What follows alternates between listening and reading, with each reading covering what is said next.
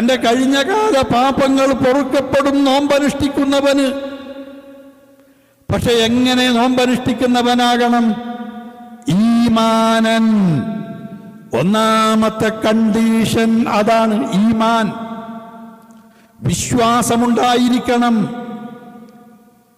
സത്യവിശ്വാസമുണ്ടായിരിക്കണം, കറകളഞ്ഞ തൗഹീദിലുള്ള വിശ്വാസമുണ്ടായിരിക്കണം.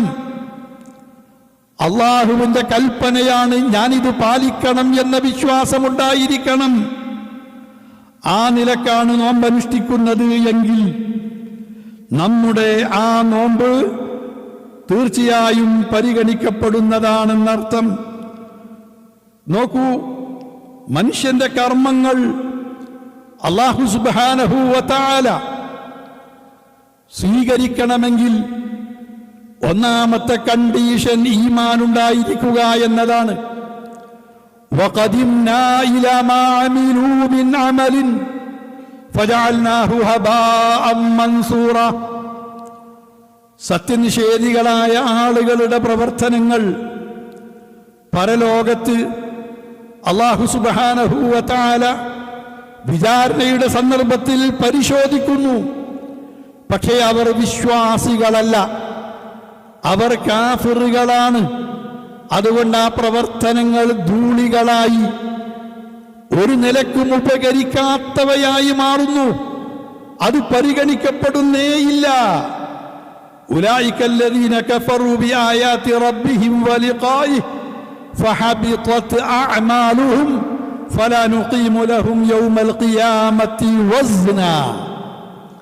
സത്യനിഷേധികളായ ആളുകളുടെ പ്രവർത്തനത്തിന് പരലോകത്ത് ഒരു വിലയും കൽപ്പിക്കുകയില്ല, അതിനൊരു തൂക്കവും ഒരു വിലയും അല്ലാഹു നൽകുകയില്ല എന്ന് ഇമാം മുസ്ലിം ആയിഷ റളിയല്ലാഹു അൻഹായിൽ നിന്ന് ഉദ്ധരിക്കുന്ന ഒരു ഹദീസിൽ നമുക്ക് കാണാം. ആയിഷ ബീവിയുടെ ബന്ധുവായ അബ്ദുല്ലാഹി ഇബ്നു ജുദ്ആൻ എന്ന് പറയുന്ന ഒരു നല്ല മനുഷ്യൻ ജാഹിലിയ കാലഘട്ടത്തിൽ ജീവിച്ചിരുന്നു. അയാൾ മരിച്ചുപോയി, അയാൾ മുസ്ലിമായിട്ടില്ല. അയാളെപ്പറ്റിയാണ് ആയിഷ ബീവിയുടെ ചോദ്യം. ഫഖുൽതു യാ റസൂലല്ലാഹ്, ഞാൻ ചോദിച്ചു, അല്ലാഹുവിന്റെ ദൂതരെ, ഇബ്നു ജുദ്ആൻ كان في الجاهلية يصل الرحم ويطعم المسكين فهل ذاك نافعه. അബ്ദുല്ലാഹി ഇബ്നു ജുദ്ആൻ ജാഹിലിയ കാലഘട്ടത്തിൽ കുടുംബബന്ധം ചാർത്തുന്നവനായിരുന്നു. അനാഥകൾക്ക് ഭക്ഷണം നൽകുന്നവനായിരുന്നു. ഇതുപോലെ തർക്കമില്ലാത്ത പുണ്യകർമ്മം ചെയ്യുന്നവനായിരുന്നു.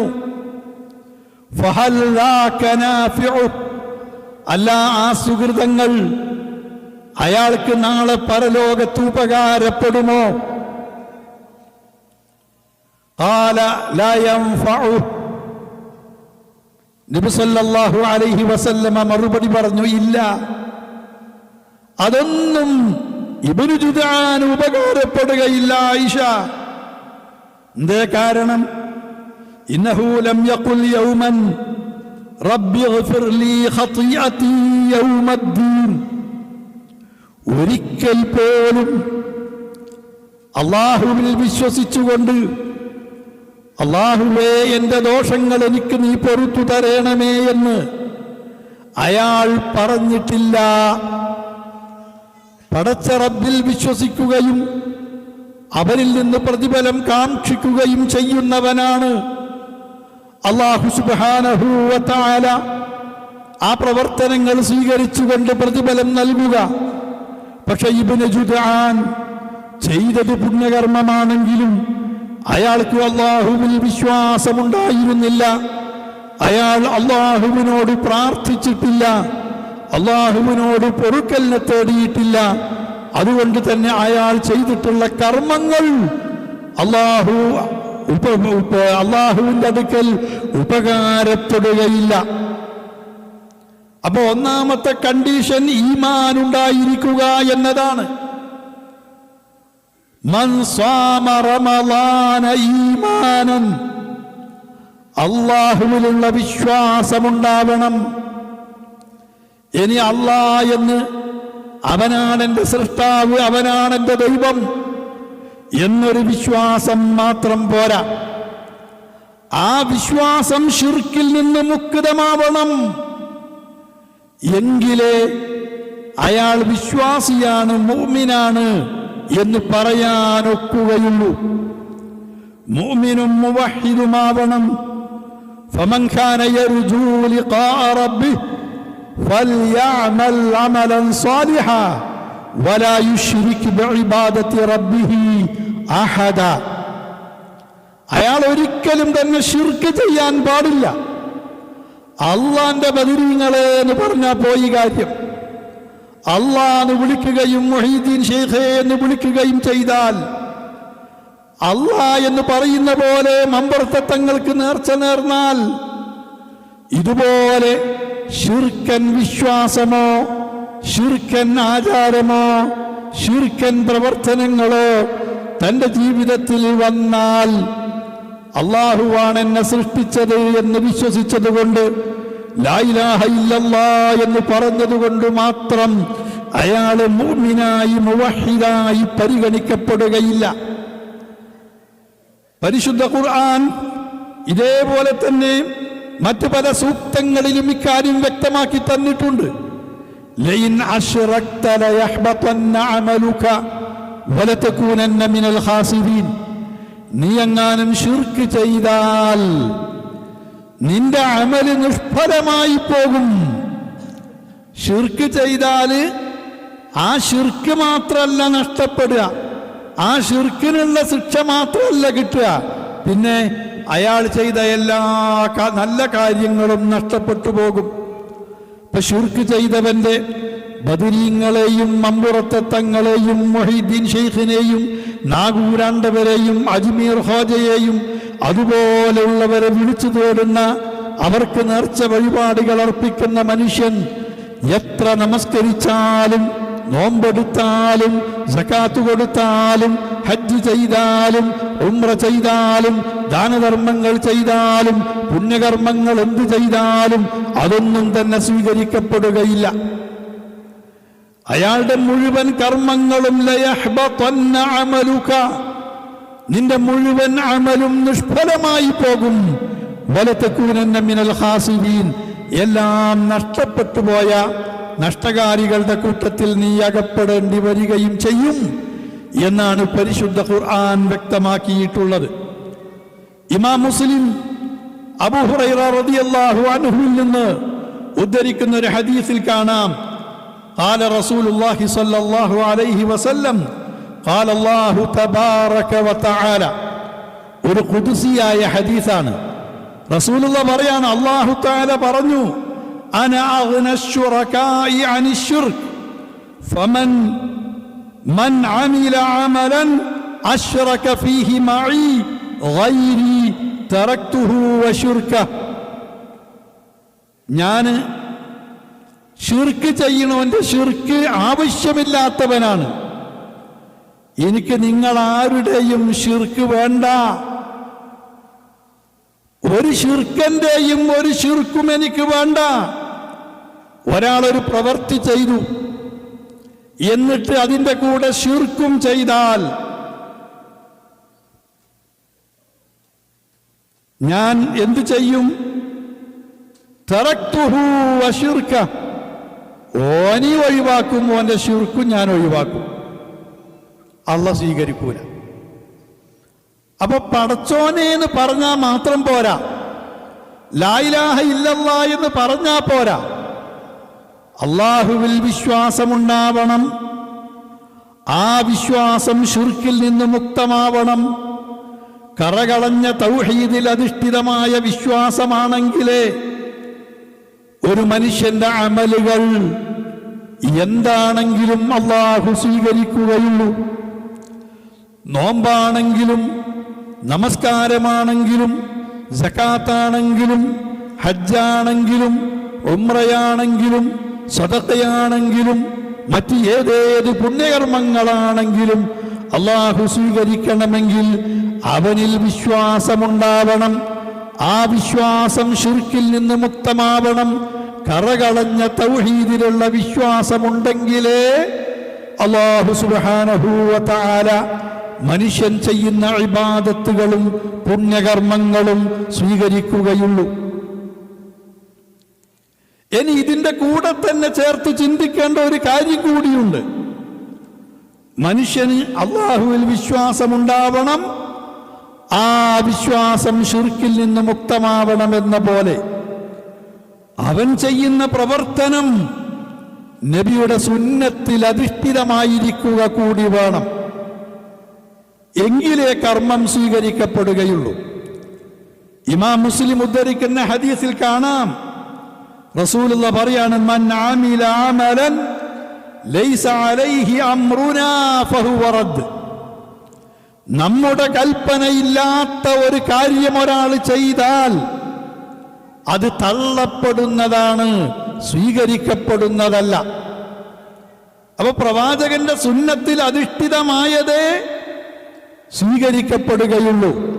പ്രവാചക ചര്യയിൽ അധിഷ്ഠിതമല്ലാത്ത കാര്യങ്ങൾ സ്വീകരിക്കപ്പെടുകയില്ല. വയ്യാക്കും വമുഹ്ദസാത്തിൽ ഉമൂർ ഫഇന്ന കുല്ല മുഹ്ദസത്തിൻ ബിദ്അ ഫഇന്ന കുല്ല ബിദ്അത്തിൻ ളലാല. മതത്തിൽ പുതുതായി കടത്തിക്കൂട്ടിയ കാര്യങ്ങൾ നിങ്ങൾ സൂക്ഷിക്കണം.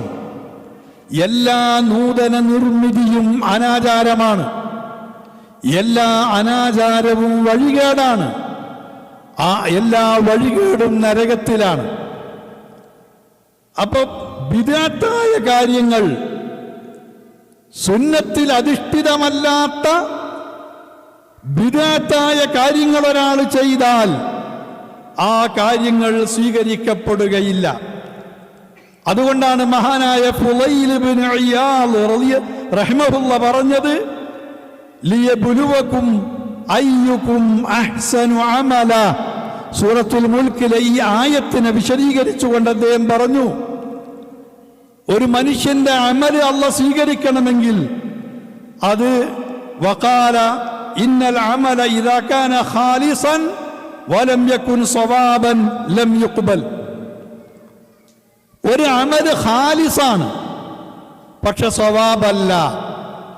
ഖാലിസ് എന്ന് പറഞ്ഞാൽ അള്ളാഹ്ക്ക് മാത്രം ശിർക്കില്ലാതെ അള്ളാഹ്ക്ക് മാത്രമായി ചെയ്തതാണ്, അതുകൊണ്ട് മാത്രം സ്വീകരിക്കൂല. സ്വവാബ് കൂടിയാകണം. സ്വവാബല്ല, സ്വവാബ് എന്ന് പറഞ്ഞാൽ നബിയുടെ സുന്നത്തിൽ അധിഷ്ഠിതമാകണം. ഇനി ഒരു പ്രവർത്തനം വൈദാകാന സ്വവാബൻ, സുന്നത്തിൽ അധിഷ്ഠിതമാണ്, വലം യകുൻ ഖാലിസൻ, അത് ശിർക്ക് കലർന്നതാണെങ്കിലോ ശിർക്കിൽ നിന്ന് മുക്തമല്ലെങ്കിലോ അതും സ്വീകരിക്കുകയില്ല. നേരെ മറിച്ച് ലം യുഖ്ബൽ ഹത്താ യകൂന ഖാലിസൻ സ്വവാബാ, ഖാലിസും സ്വവാബുമാണെങ്കിലേ അല്ലാഹ് സ്വീകരിക്കൂ. ശിർക്കിൽ നിന്ന് മുക്തമാവണം, ബിദ്അത്തിൽ നിന്ന് മുക്തമാവണം, തൗഹീദിൽ അധിഷ്ഠിതമാവണം, സുന്നത്തിൽ അധിഷ്ഠിതമാവണം. മൻ സ്വാമ റമളാന ഈമാനൻ, പാപമോചനം നമുക്ക് ലഭിക്കാനുള്ള ഒന്നാമത്തെ കണ്ടീഷൻ, നാം വ്രതമനുഷ്ഠിക്കുന്നത് വിശ്വാസത്തോടെയായിരിക്കണം. വഹ്തിസാബൻ, രണ്ടാമത്തെ കണ്ടീഷൻ ഇഹ്തിസാബാണ്. എന്താണ് ഇഹ്തിസാബ് എന്നതുകൊണ്ട് ഉദ്ദേശിക്കുന്നത്? ഇഹ്തിസാബ് എന്ന് പറഞ്ഞാൽ പ്രതിഫലേച്ഛ എന്നാണ്. നമ്മൾ ചെയ്യുന്ന പ്രവർത്തനം അതെല്ലാവരും പള്ളിക്ക് പോയപ്പോൾ നമ്മളും പള്ളിക്ക് പോയി, എല്ലാവരും ചെയ്തത് നമ്മളും ചെയ്തു പോന്നു. എല്ലാവരും നോൽമ്പ് വെച്ചപ്പോൾ നമ്മളും നോൽമ്പ് വെച്ചു. എല്ലാവരും നോമ്പുറക്കാൻ ഒരു 100 റിയാൽ കൊടുത്തപ്പോൾ നമ്മളും 100 റിയാൽ കൊടുത്തു. ഇങ്ങനെ ഓലൊക്കെ പറഞ്ഞു ഞാനങ്ങനെ ചെയ്തു, ഓല് ചെയ്തതുപോലെ ഞാനും ചെയ്തു. എന്ന രൂപത്തിലാവാൻ പാടില്ല. വിശ്വാസത്തിൽ അധിഷ്ഠിതമാവണമെന്ന പോലെ ഈമാനൻ വഹ്തിസാബൻ, പ്രതിഫലേച്ഛയോടുകൂടെയായിരിക്കണം. അല്ലാഹുവേ, എൻ്റെ ഈ കർമ്മം നീ സ്വീകരിക്കണമേ, എനിക്ക് നീ ഇതിന് പ്രതിഫലം നൽകണമേ. ഇത് സച്ചരിതരായ മുൻഗാമികളുടെ സ്വഭാവമായിരുന്നു, അവരുടെ ശീലമായിരുന്നു. ഒരു മനുഷ്യന്റെ മനസ്സിനെ ലോലമാക്കാനും നിർമ്മലമാക്കാനും ഉന്നതമായ ദറജയിലേക്ക്, പദവിയിലേക്ക് പിടിച്ചുകൊണ്ടുപോകാനും സഹായിക്കുന്ന ഒന്നാണ് പ്രതിഫലേച്ഛ എന്ന് പറയുന്നത്. അതുകൊണ്ട് തന്നെ നന്മകൾ അധികരിപ്പിക്കാനും മനുഷ്യന്റെ പദവികളെ വർദ്ധിപ്പിക്കാനും പാപങ്ങളിൽ നിന്ന് അവനെ രക്ഷിക്കാനും വീഴ്ചകൾ കുറക്കാനും സഹായിക്കുന്ന ഒന്നാണ് പ്രതിഫലേച്ഛ.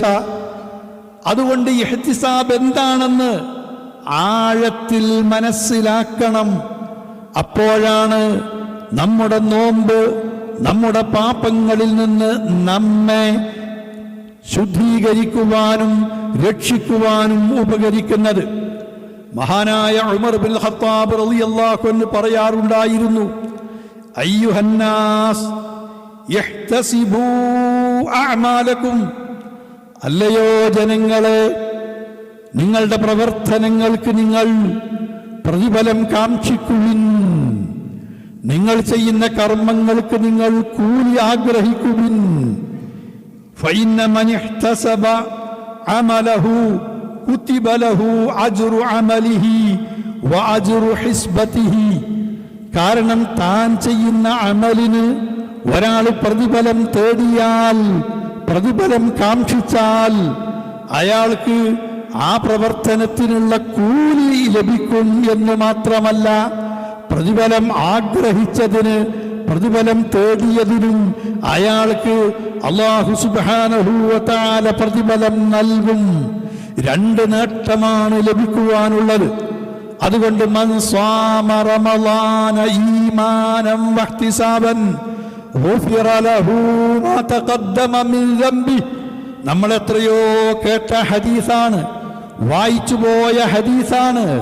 പക്ഷേ ആ ഹദീസിന്റെ ഈ രണ്ട് പദങ്ങൾ നമുക്ക് പാപമോചനം ലഭിക്കാനുള്ള രണ്ട് കണ്ടീഷനുകളാണ്. ആ കണ്ടീഷൻ എന്താണെന്ന് അറിഞ്ഞുകൊണ്ട് മനസ്സിലാക്കിക്കൊണ്ടാണോ ഈ ഹദീസ് വായിച്ചു പോയിട്ടുള്ളത്? ആ ഹദീസ് അനുസരിച്ച് നാം നോമ്പനുഷ്ഠിച്ചിട്ടുള്ളത്? എവിടെയെങ്കിലും വല്ല കുറവും സംഭവിച്ചിട്ടുണ്ടെങ്കിൽ പുനഃപരിശോധിക്കുകയും വരാനിരിക്കുന്ന ഈ റമളാനിനെ അന്യൂനമായി സമ്പൂർണമായി പ്രതിഫലം ലഭിക്കുന്ന വിധത്തിൽ അനുഷ്ഠിക്കുവാൻ സാധിക്കുന്ന തരത്തിൽ ഈ കണ്ടീഷനുകൾ മനസ്സിലാക്കുകയും ഓർക്കുകയും ജീവിതത്തിൽ പാലിക്കുകയും ചെയ്യണം. മഹാനായ ഉമർ ബിൻ ഖത്താബ് റളിയല്ലാഹു അൻഹു ഇങ്ങനെ പറഞ്ഞു എന്ന് മാത്രമല്ല, സഹാബത്തിന്റെ ചിന്ത തന്നെ അങ്ങനെയാണ്.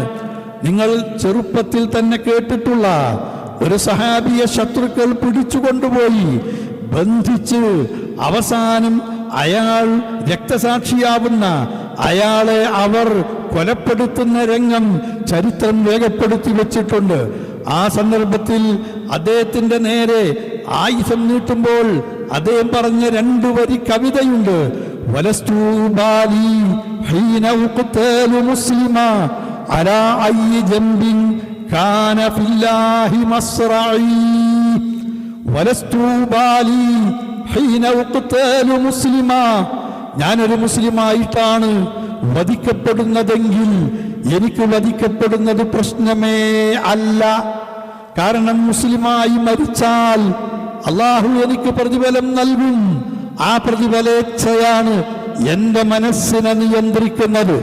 വദാലിക ഫീ ദാത്തില്ലാഹി വയശ യുബാരിക് അലാ ഔസാലി ശിൽബിൻ മുമസ്സഈ.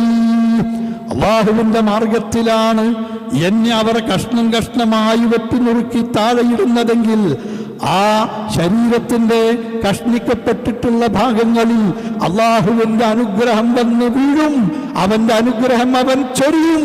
എനിക്ക് പ്രശ്നമേ അല്ല. മുസ്ലിമായിട്ടാണ് ഞാൻ വധിക്കപ്പെടുന്നതെങ്കിൽ, ഇസ്ലാമിൻ്റെ പേരിലാണ് ഞാൻ വധിക്കപ്പെടുന്നതെങ്കിൽ, ആ വധത്തിന്, ആ മരണത്തിന്, ആ രക്തസാക്ഷിത്വത്തിന് ഞാൻ പുണ്യമാണ് ആഗ്രഹിക്കുന്നത്, ഞാൻ പ്രതിഫലമാണ് ആഗ്രഹിക്കുന്നത്. അതുകൊണ്ട് മരണം എനിക്ക് പ്രശ്നമേ അല്ല. ഇതായിരുന്നു അവരുടെ മനസ്സ്. ആ ഏത് കാര്യത്തിലും പ്രതിഫലം കാക്ഷിച്ചുകൊണ്ട് മുന്നോട്ട് നീങ്ങിയിരുന്ന ആളുകളാണ്. ഹദീസ് ഗ്രന്ഥങ്ങൾ പരിശോധിച്ചാൽ, വിശുദ്ധ ഖുർആനിന്റെ വാക്യങ്ങൾ പരിശോധിച്ചാൽ ഈ ഇഹ്തിസാബ് നൂറുകണക്കിന് കാര്യങ്ങളുമായി ബന്ധപ്പെടുത്തിക്കൊണ്ടുവന്നത് നമുക്ക് കാണാൻ സാധിക്കും. ഉദാഹരണത്തിനു വേണ്ടി ഏതാനും ചില കാര്യങ്ങൾ മാത്രം ഞാൻ സൂചിപ്പിക്കട്ടെ. നബി സല്ലല്ലാഹു അലൈഹി വസല്ലമയുടെ ഒരു പേരക്കിടാവ് മരണപ്പെടുന്ന രംഗമാണ്.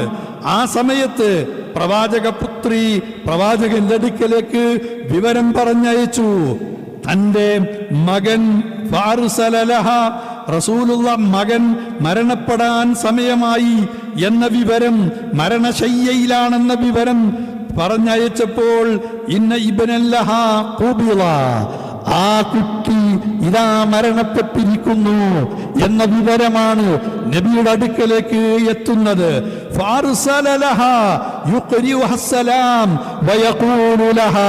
പ്രവാചകൻ ആ പുത്രിയുടെ അടുക്കലേക്ക് തന്റെ സലാം പറഞ്ഞയച്ചു. എന്നിട്ട് മകളോട് പറയാനും ആവശ്യപ്പെട്ടു.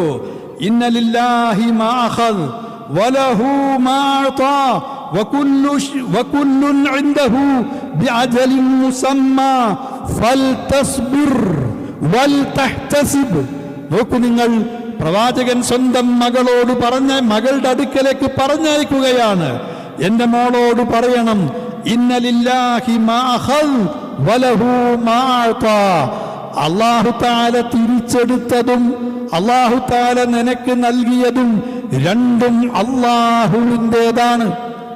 അല്ല നിനക്ക് നൽകിയിട്ടുള്ള മക്കള് അല്ല നിനക്ക് തന്നതാണ്, അള്ളാൻ്റെതാണ്. അല്ല നിന്നിൽ നിന്ന് തിരിച്ചു വിളിച്ച ഈ കുട്ടിയും അള്ളാൻ്റെതു തന്നെയാണ്. വകുല്ലുൻ ഇൻദഹു ബിഅജലിൻ മുസമ്മാ. ഓരോന്നിനും അള്ളാഹുവിൻ്റെ അടുക്കൽ ഒരു നിശ്ചിത അവധിയുണ്ട്. ഈ കുട്ടിയെ എപ്പോഴാണ് തിരിച്ചു വിളിക്കേണ്ടത്? അല്ല കണക്കാക്കിയ സമയത്താ വിളിച്ചത്. മറ്റേ കുട്ടി എത്ര സമയമാണ് നിന്റെ കൂടെ ഉണ്ടാവേണ്ടത്? അല്ല കണക്കാക്കി അത്ര കാലം നിന്റെ കൂടെ ഉണ്ടാകും.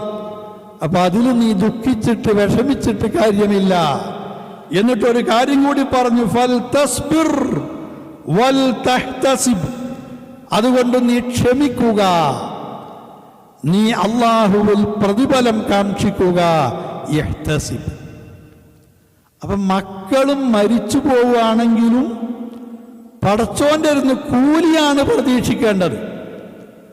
ഈ ഒരു പ്രാർത്ഥന മനസ്സിൽ, ഞാൻ എൻ്റെ മകൻ മരണപ്പെട്ട ആ സന്ദർഭത്തിലാണ് സത്യത്തിൽ ഈ പ്രാർത്ഥന എൻ്റെ മനസ്സിൽ ശരിക്കൊരു മാറ്റം അങ്കുരിപ്പിച്ചത്. ആ പ്രാർത്ഥന ഞാൻ പഠിച്ചിട്ടുണ്ട്, എനിക്കറിയാം, അതിൻ്റെ അർത്ഥവും എനിക്കറിയാം. ഞാനത് പലരെയും ചെന്ന് സമീപിക്കുമ്പോൾ ചൊല്ലിയിട്ടുമുണ്ട്. പക്ഷേ എൻ്റെ ഒരു കുട്ടി മരണപ്പെട്ടപ്പോ ഇന്ന ലില്ലാഹി മാ അഖദ് വലഹു മാ അതാ വകുല്ലു ശൈഇൻ ഇൻദഹു ബിമിഖ്ദാർ.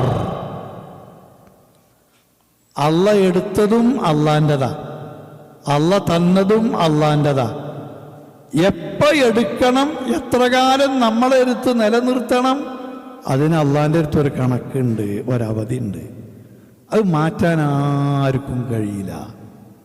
ആണ് വിശ്വസിച്ച് കഴിഞ്ഞാൽ പിന്നെന്തിനാ ബേജാറ്? കൂട്ടത്തിൽ ഒന്നുകൂടി ഒരു ചെറിയ കുട്ടി, 2 വയസ്സ് 3 വയസ്സ് 4 വയസ്സൊക്കെ ഉള്ള കുട്ടികൾ മരിക്കുമ്പോൾ വലിയ സങ്കടമായിരിക്കും. പക്ഷെ എന്തിനാ സങ്കടപ്പെടുന്നത്? ഈ കുട്ടി ഒരു 50 കൊല്ലം 60 കൊല്ലം 70 കൊല്ലം ജീവിക്കണത് എന്തിനാ ജീവിക്കുന്നത്? പടച്ചോനെ ആരാധിച്ച് വഹീദായി മരിച്ച് സ്വർഗം നേടാനാണ്. പക്ഷെ ഈ 3 വയസ്സിൽ മരിച്ചാൽ ഓന് നേരെ സ്വർഗത്തേക്കല്ല പോണ്. ഈ ദുനിയാവിൻ്റെ ഷർറൊന്നും ആ കുട്ടിനെ ബാധിക്കൂലല്ലോ. അവന് എളുപ്പത്തിൽ സ്വർഗം കിട്ടാനുള്ളൊരു വഴിയാ. പിന്നെന്തിനാ ദുഃഖിക്കണത്? അപ്പം മരിച്ചു എന്ന് പറയുമ്പോൾ നമ്മൾ ബേജാറാകല. പക്ഷെ ചെയ്യേണ്ടത് എന്താ? അൽഹംദുലില്ലാ. അത് പറയാൻ നമുക്ക് തോന്നുമോ? ഓ വാപ്പ മരിച്ചു എന്ന് പറഞ്ഞപ്പോൾ ഓനൊരു അൽഹംദുലില്ലാ, ആൾ മരിക്കാൻ കാത്തുക്കീർന്നോന് എന്നല്ല അതിൻ്റെ അർത്ഥം. അല്ല, അൽഹംദുലില്ലാ എന്ന് തന്നെയാണ് പറയേണ്ടത്. അള്ളാനെ സ്തുതിക്കുകയാണ് ചെയ്യേണ്ടത്. ഫൽ തസ്ബിർ വൽ തഹ്തസിബ്, ക്ഷമിക്കണം, പ്രതിഫലം തേടണം. അപ്പം ഈ ഇഹ്തിസാബ്, പ്രതിഫലേച്ഛ എല്ലാ കാര്യത്തിലും വേണം.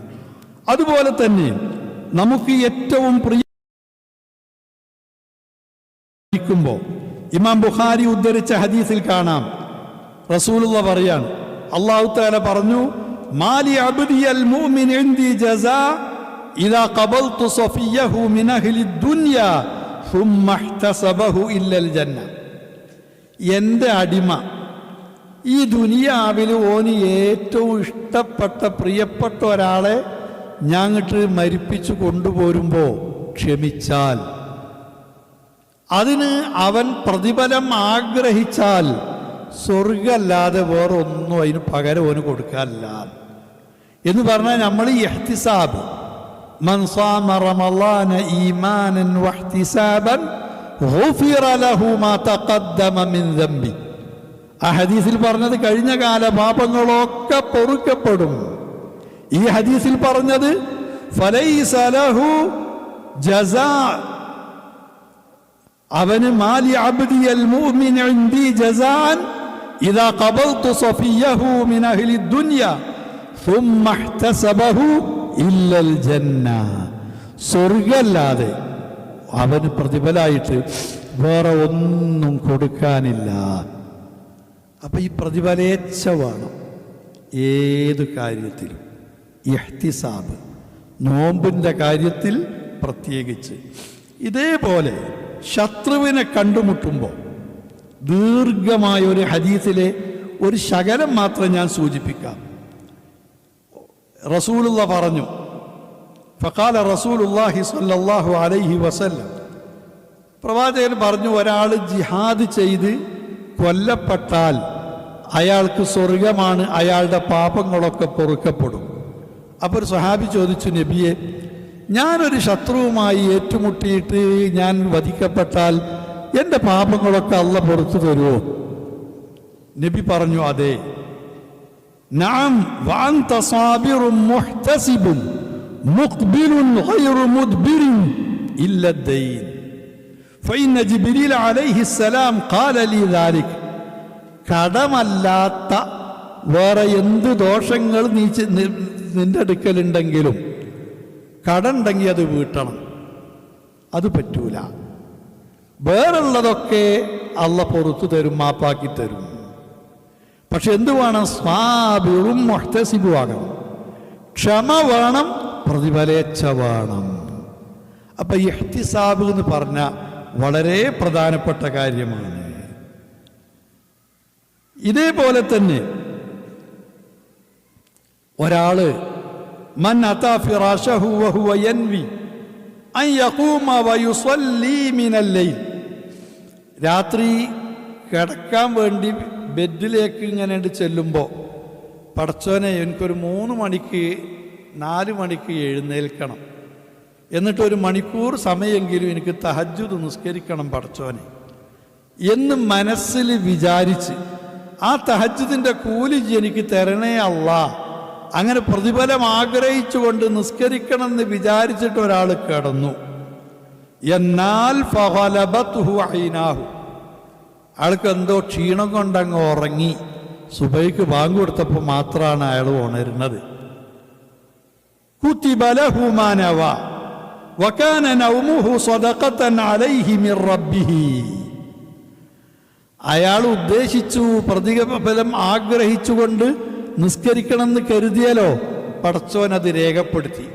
അയാൾക്ക് തഹജ്ജുദ് നിസ്കരിച്ച കൂലി അവിടെ ഉറപ്പായി. ഈ ഉറക്ക് സ്വതക്കയാണ്. അതിൻ്റെ പുറമെ അള്ളാഹ് അയാളുടെ ക്ഷീണം തീർക്കാൻ അയാൾക്ക് ഉറക്കും നൽകി.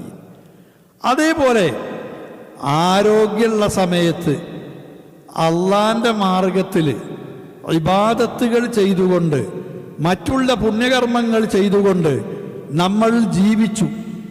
കുറേ 70 വയസ്സായി, പ്രായാധിക്യമായി, രോഗം വന്നു, ശരീരം തളർന്നു, പിന്നെ പണിയെടുക്കാൻ കഴിയാത്ത ഒരവസ്ഥ വന്നു, രോഗിയായി. ഇദമ്മരിളൽ അബ്ദു ഔ സാഫറ കുതിബ ലഹു മിസ്ലു മാ കാന യഅമലു സഹീഹൻ മുഖീമാ. പടച്ചോന്റെ ഓരോ നമ്മളോടുള്ള അള്ളാന്റെ ഒരു അനുകമ്പ. ആരോഗ്യമുള്ളപ്പോൾ അതേപോലെ തന്നെ യാത്രയിലൊന്നുമല്ലാതെ വീട്ടിലായിരിക്കുമ്പോൾ നമ്മൾ ചെയ്തുകൊണ്ടിരുന്നത് പോലെ ആരോഗ്യമില്ലാത്തപ്പോഴും യാത്രയിലായപ്പോഴും ചെയ്യാൻ കഴിയാത്ത പ്രവർത്തനങ്ങൾക്ക് നല്ല കാലത്ത് ചെയ്തതുപോലുള്ള പ്രതിഫലം അല്ലാഹു തആല നമുക്ക് നൽകും. ഇങ്ങനെ ഒരുപാട് കാര്യങ്ങൾ നമുക്ക് വിശദീകരിച്ചു തന്നിട്ടുണ്ട്. ഇഹ്തിസാബ്. അപ്പൊ ഈ 2 കാര്യങ്ങൾ ഇത് പ്രധാനമാണ്. നമുക്ക് നമ്മുടെ ഈ റമളാൻ വന്നിട്ട് നമ്മളെ പാപം പുറത്തു കിട്ടാതെ റമളാൻ കഴിഞ്ഞു പോയാൽ നാശം. നശിക്കട്ടെ, ആമീൻ റസൂലുള്ള പറഞ്ഞു. ആ കൂട്ടത്തിൽ പെടാതിരിക്കണമെങ്കിൽ നമ്മളെ നോമ്പ് ഈമാനോടുകൂടെയാകണം, ഇഹ്തിസാബോടുകൂടെയാകണം.